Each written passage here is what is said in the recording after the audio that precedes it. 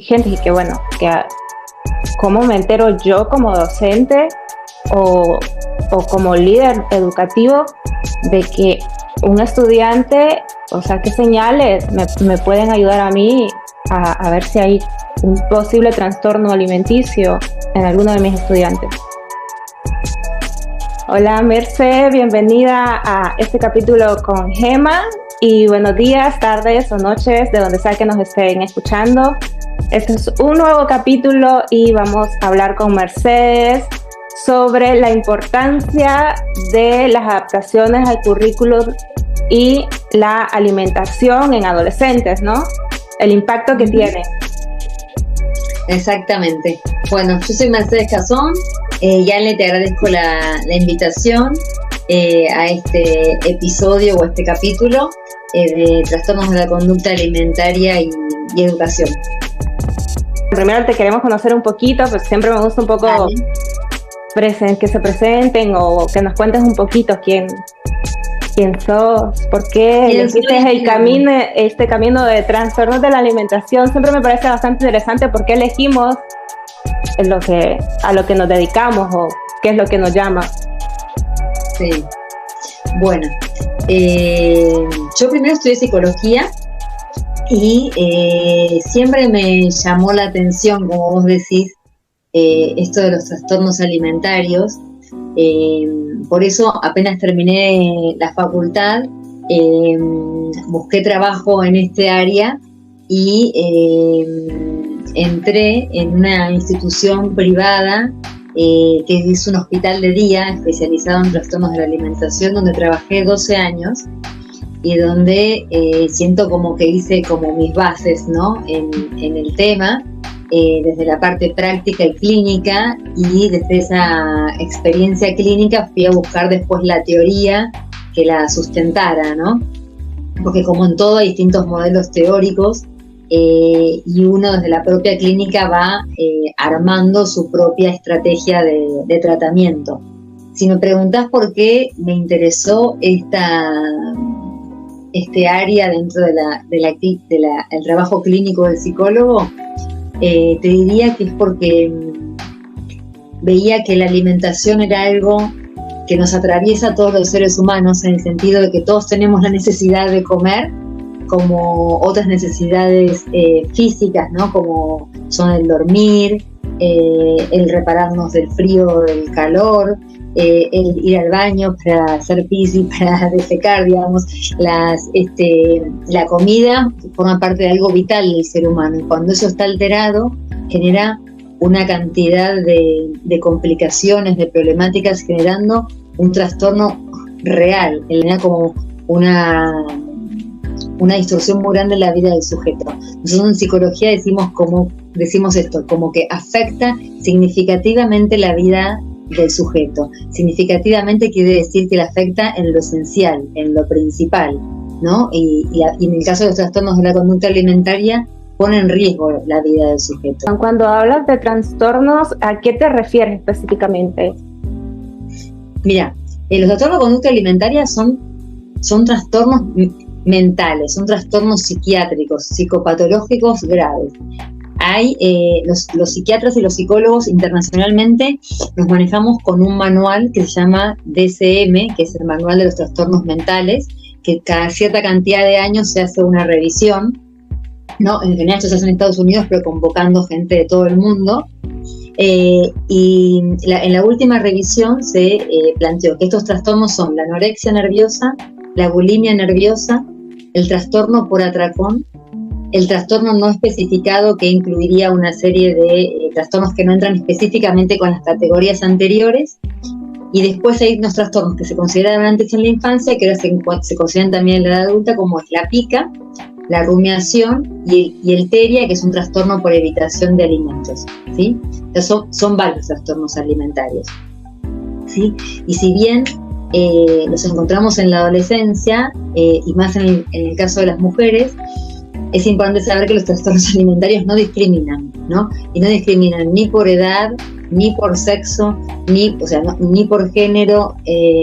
Los encontramos en todos los niveles socioeconómicos y socioculturales también. Si bien la población más vulnerable es la de la adolescencia y dentro del caso de las mujeres. Sí, eso te iba a preguntar, porque justo cierto que siempre lo relacionamos más con la etapa adolescente, pero ¿qué tan frecuente es, por ejemplo, en la infancia o en la tercera edad? Mira, en la infancia lo que más se suele ver de estos trastornos que yo te dije, los que más se ven son la pica, que es cuando uno ingiere determinados elementos que no son alimentos. Por ejemplo, que a veces los chicos chiquitos, sobre todo los educadores lo pueden ver, los que están en un jardín, que se meten en la boca, por ejemplo, arena o yeso o piedras, ¿sí? La pica tiene que ver con eso, con ingerir elementos que no son alimentos o nutritivos, ¿sí? Entonces, a una conducta que puede ser exploratoria en un chiquito se transforma en un trastorno cuando esta conducta empieza a ser reiterada y se sostiene en el tiempo, porque además te imaginas que trae complicaciones severísimas para la salud, ¿no? Una persona que mastica una piedra, el cuerpo no está preparado para digerirla ni metabolizarla bajo ningún punto de vista, entonces se transforma realmente en un trastorno, ¿sí? También uno que encontramos en la infancia, además de la pica, es la rumiación, que es esto de regurgitar alimentos y tenerlos en la boca, ¿no? En vez de tragarlos, tenerlos en la boca, masticarlos y masticarlos. No se llegan a digerir. Y después la icteria, que es un trastorno por evitación, ¿no? En general estos trastornos no tienen que ver con que la persona no quiere aumentar de peso o que tiene miedo a engordar, como en el caso de la anorexia y la bulimia. Pero bueno, empiezan teniendo esos trastornos que rechazan determinados alimentos, no todos los alimentos, algunos alimentos, ¿no? Me acuerdo de un caso de una pacientita que, por ejemplo, rechazaba la frutilla, pero empiezan como con una sensación como de asco, que no la pueden tocar, no la pueden oler, no soportan la textura, ¿entendés? Es un trastorno por evitación, que no es lo mismo que una anorexia nerviosa. ¿Hay un factor, o en el caso de la anorexia y en el caso de la bulimia, implica un factor externo que hace de repente que tengan estas conductas? ¿Ansiedad, bueno, o alguna presión, algo que tenga que ver más con lo social? Mira, estos trastornos son multicausales, diría que como la mayoría en general, ¿no? Pero hay una incidencia biológica, hay una incidencia psicológica y otra socioambiental, ¿no? A mí me gusta pensar un poco, esto que te digo tiene que ver con las series complementarias que hablaba Freud, que decía que teníamos también un factor genético y congénito, ¿no? Lo neurobiológico, la importancia de las primeras experiencias con nuestros seres significativos, y después hay situaciones que pueden ser como desencadenantes de cualquier situación de conflicto para el sujeto, ¿no? A ver, en función de lo que te estoy diciendo, quiero decir que hay factores que pueden ser predisponentes y otros que pueden ser desencadenantes, ¿no? Por ejemplo, una cosa que nosotros preguntamos en las entrevistas es si hay antecedentes de patología alimentaria en la familia, porque suele verse que en familias donde hay obesidad o historias de dietas o de estas mismas patologías que te estoy mencionando, ¿no? La anorexia, la bulimia, tanto en papá o en mamá, o en alguna tía cercana o en alguna persona que ha educado a los chicos, estos chicos tienen más chances de tener estos trastornos. ¿Por qué? Por esto que yo te digo de que comer es una necesidad básica, ¿no? Y es algo que con la cual los adultos educamos con el ejemplo, ¿no? Entonces, yo preparo la comida y nos sentamos todos a comer, ¿no? La comida tiene un significado nutricional, tiene un poder nutricional, pero también un significado simbólico, ¿no? Entonces, yo te doy de comer a vos, pero yo no como, por más que yo te diga que tenés que comer, esa persona dice, bueno, pero ¿por qué yo como y vos no comés? ¿No? Por más que no lo diga, digo, lo puede pensar, ¿por qué vos me das de comer a mí y vos no comés? ¿No?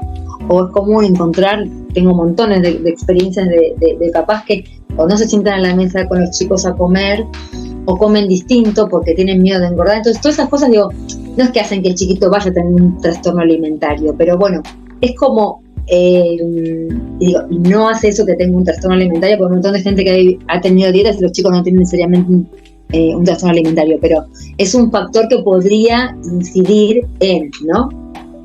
Que podría incidir en. Me hiciste pensar esto, como que te voy a contar un poquito de cuando yo estaba en parte de mi preadolescencia.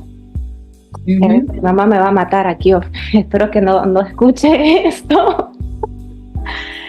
Pero en mi hogar, por ejemplo, cuando ya crecí me di cuenta que se comía mucho por ansiedad.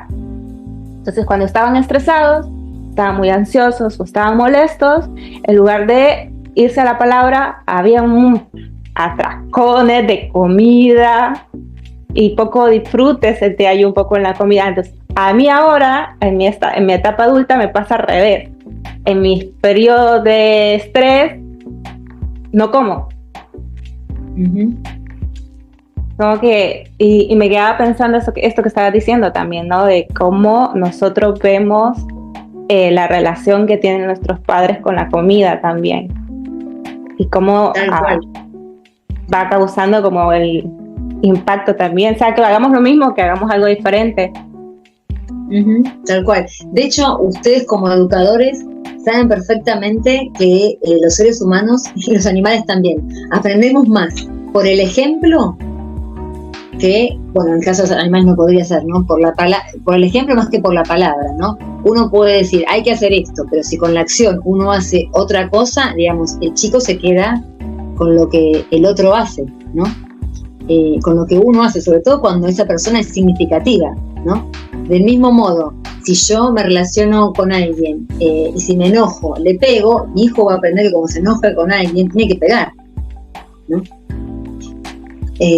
Son estas transmisiones que uno hace hasta inconscientemente, te diría, porque uno quiere para los hijos lo mejor y ¿quién va a querer que los chicos tengan un trastorno alimentario? Nadie, claramente. No lo quiere nadie, no es algo que uno desee ni que uno provoque. Lo hace, uno a veces hace cosas desde el amor y bueno, puede ser que nos equivoquemos, ¿no?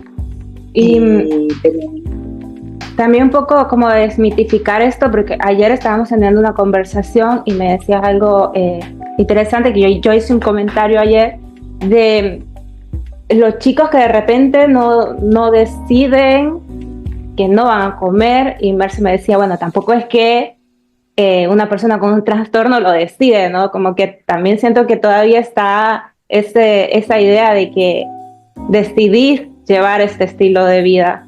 Si nos puedes desmitificar un poco eso, pero yo ayer dije, claro, no es que lo decide, no es que dice yo quiero sentirme así. Tal cual, ¿te imaginas que quién va a querer enfermarse? Nadie va a querer enfermarse, porque yo te garantizo, te pedimos en cualquier lado que la gente la pasa realmente mal. Es un trastorno muy grave. La gente no elige sentirse mal, la gente que entra en esto, digamos, en el caso de los adolescentes, muchas veces es, viste que hay factores predisponentes que pueden ser, no sé, factores predisponentes, para aclarar, ¿no? O sea, todo aquello que nos predispone a que puede ser que en la familia haya habido obesidad, que haya habido alguna situación de abuso en la familia, que haya habido muchas dificultades en relación con la comida, que haya algún componente orgánico. Luego hay factores después que son presentes o disparadores, ¿no? Pero por lo cual una persona deja de comer o empieza a comer de más o empieza a tener atracones, pueden ser muchísimos, pero en general lo que se ve en la adolescencia, que es donde el cuerpo nos cambia tanto, ¿no? Y tenemos que encontrarnos en un cuerpo que todavía no conocemos y tenemos que empezar a definir y tenemos que hacernos un lugar con este cuerpito que tenemos en la sociedad en la que estamos, ¿no? Y con el grupo que tenemos que estar a veces 8 horas en el colegio. Todos queremos vernos y sentirnos bien, y en general se inicia esto en pos de un cuidarse, ¿no? De un cuidarse con las comidas, de un cuidarse para verse mejor, y en ese cuidarse la gente empieza como a restringir algunos alimentos, a cambiar alimentos por otros en función de una mejor calidad, y así va acotando sus ingestas, ¿sí? En cantidad y en calidad. hablabas esto sí es cierto que, bueno, en la adolescencia hay un tema también de identidad. ¿Cómo sentís que podría la institución, bueno, el sistema educativo también intervenir de manera respetuosa a esta etapa en la adolescencia, que tenga que ver también con la autoestima, con la identidad y con la relación que tienen con los alimentos? Siento que al menos en educación el tema de alimentación todavía no se trata, no hay intervenciones. Vos me hiciste dos preguntas, ¿verdad? Una es en relación a la alimentación en general y a todas las personas. Y otra es hablar específicamente del trastorno. Lo que se usa, por lo menos en la Argentina, es que hay materias como, por ejemplo, salud y adolescencia en el secundario, donde se habla a los adolescentes o se les da información sobre este trastorno, sobre drogas, la posibilidad de adicciones, sobre el cuidado de su sexualidad y cómo digamos, prevenir un embarazo, cómo cuidarse de enfermedades venéreas. Eso es lo que se hace en general con la población en la Argentina a través de esa materia, por ejemplo, ¿no? Después hay algunos colegios que tienen como talleres donde se les habla yo he escuchado, ¿no?, que se les habla específicamente de este tema. Para mí, lo mejor no es hablar puntualmente de la patología alimentaria en un taller, sino quizás invitar a los chicos a participar de talleres donde se fomente la autoestima, y la autoestima considerada como la propia valoración a todo nivel, a nivel de diversidad corporal, diversidad intelectual, diversidad emocional, viendo cómo cada uno construye y fomenta la propia valoración, que para unos puede tener que ver más con el cuerpo, para otros puede tener que ver más con, no sé, con el destacarse intelectualmente y tener determinadas notas, ¿no? Con otro, digamos, viste que a cada uno se le puede jugar de una forma distinta, y está bien que así sea. Lo que pasa en la adolescencia es que, bueno, justamente como nuestro cuerpo está en un periodo de tanto cambio, donde uno le cuesta reconocerse. Yo me acuerdo de una paciente que me decía, mi nariz en un momento estaba tan grande que no sentía como que no era mía, y como eso lleva un tiempo, lleva un proceso, ¿no?, de construcción de la imagen corporal, porque realmente cambiamos un montón, ¿no? Los hombres como las mujeres, ¿no? Y es un proceso psicológico adaptarse a esa nueva imagen. Y es verdad que estamos horribles en esa etapa, estamos feos todos. Tenemos sí, que hay muchos cambios también, la verdad. Muchos cambios, después uno empieza, me corto el pelo, me lo tiño, me lo dejo largo, me pongo un arito, me broté. Claro, sí. Está buenísima esa experimentación, es recontra necesaria, es sumamente necesaria. Y desde las instituciones, repito, a mí me parece que sería importantísimo que se trabaje más en esto de la identificación de los sentimientos, de poder ponerlos en palabras y de cómo se construye la valoración de cada uno. No, que repito, no en todos es igual, pero la valoración implica como determinados pilares, ¿no? Y en general, en esos pilares, viste que en la vida, para que sea saludable, en general tiene que haber varios, ¿no? No solamente mi imagen física, ¿no? Pueden ser mis amigos, mi familia, mis intereses deportivos, mis intereses intelectuales, no sé, mis intereses artísticos, mi espiritualidad, ¿no? En general se hace, uno arma como un combo que uno dice, bueno, estos son mis pilares, ¿no? Cuando uno de ellos falta o está en déficit, uno siente como que le falta algo de eso que necesita. Siempre nos va a faltar algo en la vida, pero bueno,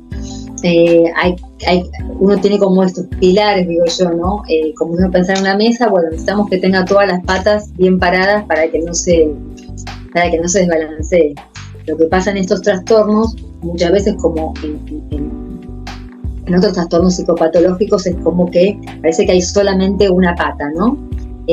Las pacientes que tienen estas dificultades en general plantean como que la imagen parece que lo es todo. Entonces, como que hay una sola pata que sostiene la valoración, o una sola pata que sostiene su mesa, ¿no? Entonces, cuando esa pata está cuestionada, está todo cuestionado. Y también me mencionabas que esta valoración también y esta autoexigencia no tiene que ver solo con la alimentación, sino también con todo lo que realizan en realidad. Porque justo yo te iba de cómo les afectaba también esto en el aprendizaje que tienen. Realmente estos trastornos, como cualquier otro, nadie elige enfermarse. Uno podría pensar que esto surge por una dificultad para gestionar algo que le está pasando en la vida de ese sujeto, que puede ser para gestionar una etapa vital, como podría ser la de la adolescencia, o porque en esa vida del sujeto, considerando estas series complementarias que te dije de Freud, pasó algo, hubo un incidente lo suficientemente importante para que la gente, o para que ese sujeto no lo pueda tramitar, y hablamos de un trauma, y entonces aparece una situación que, digamos, genera estos trastornos de alguna manera como para defenderse de eso que le pasó, ¿sí? Eso quería aclararte. Y retomando esta pregunta tuya, estas personas, generalmente, que repito que son mujeres, con estos trastornos hacen, digamos, como un intento fallido de control de situaciones que pueden escapar a su control, ¿no? Entonces, una cosa que pueden controlar relativamente es la comida, ¿no? Algo que pueden controlar relativamente, digo, es el cuerpo. Relativamente digo porque, bueno, uno puede dejar de comer por cierto tiempo, después si dejas más tiempo de comer te morís, ¿no? Uno puede controlar hasta cierta medida, ir o no al baño, hacer pis, pero en algún momento tenés que ir, porque si no te haces pis encima, ¿no? Entonces, estas enfermedades que tienen tanto compromiso orgánico, afectan muchísimo el cuerpo, y por eso son tan graves, ¿no? Por eso son tan graves. Evidentemente hay un intento fallido de encontrar una solución a algo que ese sujeto está atravesando, digo, que puede ser una etapa vital, que puede ser una situación accidental, no esperada en la vida del sujeto, como podría ser una situación traumática, ¿no? Y sí, lo que vemos es esto, ¿no? Como un intento fallido de atravesar esa situación que al sujeto lo puede estar conflictuando, aunque a veces no tenga conciencia de ello, ¿sí? Porque a veces las chicas te dicen, pero no sé qué me pasó, porque no entiendo por qué me pasó esto. Pero sí hay un intento sí se ve que hay un intento como de control de su vida, por eso son personas sumamente perfeccionistas, que quieren una perfección en todo, en la imagen, en su educación, en el vínculo con los demás, ¿no? Como una foto de siempre perfectas, ¿no? Y eso que te decía ayer, que a nivel educativo, por más que a veces que haya un cerebro que esté en déficit, son personas sumamente aplicadas, ponen mucho esfuerzo en su educación, en su trabajo, y en general depende cuánto esto las afecta, les va muy bien, ¿no? Hay chicas hay gente que ha hecho carreras universitarias estando con una anorexia o cursando un trastorno así, y les ha ido muy bien intelectualmente, pero con un costo anímico muy alto, ¿no? Con un costo emocional muy, muy elevado, ¿no? Donde la patología está como explotada, digamos, está en etapas como agudas, ¿no? En algunos casos, eso es en algunos casos. Otros casos, el pensamiento invasivo que generan estas ideas de restricción y los sentimientos de culpa son tan invasivos que la persona no puede estudiar, ¿no? O sea, podemos encontrarlo en general como las dos variantes, ¿no? Si una persona está todo el tiempo pensando, ¿no?, en que tiene que restringir, está pensando en la siguiente comida, en lo que ya comió y demás, ese pensamiento muchas veces dificulta que puedan prestar atención en la clase, que puedan hacer una pregunta al profesor, que puedan complementar sus tareas, ¿no? Eso por un lado. Por otro lado, estos trastornos suelen cursar con algún otro trastorno psicopatológico. El más común es la depresión. Entonces, cuando una persona está deprimida, también tiene menos ganas de trabajar o de estudiar, de ponerse al día, y a veces el esfuerzo que hace tampoco alcanza, ¿no? La realidad es que encontramos los dos casos, ¿no? Si la persona está muy, muy, muy angustiada, a veces justamente los tratamientos de hospital de día implican que ¿cómo me entero yo como docente o como líder educativo de que un estudiante, o sea, qué señales me pueden ayudar a mí a ver si hay un posible trastorno alimenticio en alguno de mis estudiantes? Bueno, vos sabés que por el tema de la imagen y del peso, no necesariamente uno puede decir que una persona tiene un trastorno alimenticio, ¿no? Porque una persona muy, muy delgada puede estar cursando, no sé, una enfermedad oncológica, por ejemplo, no necesariamente un trastorno alimentario, ¿no? Entonces, uno tiene que ser sumamente prudente y cuidadoso y respetuoso respecto de quién tenemos delante, ¿no? En general, la persona que con un trastorno alimentario te vas a dar cuenta, o uno puede estimar que tiene esa persona un problema con la alimentación, es a la hora de comer, ¿no? Si los chicos no comen en el colegio, es más difícil que uno se dé cuenta, ¿no? Lo que sí te puedo decir, Ale, es que son personas como muy perfeccionistas, que cuando algo no les sale, en general se ponen muy mal, ¿no? Entonces, si en un examen quizás se sacan un 9 en vez de un 10, se sienten frustrados y su reacción en general es como desmedida para la situación, ¿no? Se sienten realmente muy mal, se pueden poner a llorar, bueno, no sé, depende de cada quien, ¿no? Qué tipo de reacción puede hacer, pero en general es como desmedida. Pero bueno, no toda la gente que es exigente tiene un trastorno alimentario, ¿no? Sí se ve como una característica de personalidad en general en personas que son autoexigentes, perfeccionistas, ¿no? Pero no es lo único. Pero en general lo ves, digo, como educador uno lo ve cuando los chicos están a la hora de comer, ¿no? Que dejan la comida, que le dan la comida al otro, que tiran la comida, ¿no? Cuando una persona está como, yo te diría que quizás uno puede percibir, digamos, que si está muy distraído en el aula, no puede prestar atención, está muy angustiado, está evitativo, bueno, uno tendría que preguntarse qué está pasando a ese alumno, ¿no? Las causas pueden ser muchas. Una podría ser esta, pero bueno, no es la única, ¿no? La verdad que no hay una cosa que te diga que esto podría ser así. Sí, esto que te menciono, que son muy, muy, muy exigentes, que si uno le marca algo, se lo toman muy mal, ¿no? Porque no deberían de fallar en nada. Y supuestamente este control también debería estar en lo académico. Pero bueno, repito, no todas las personas, hay gente que puede ser un chiquito obsesivo y no necesariamente que tenga un trastorno alimentario, ¿no?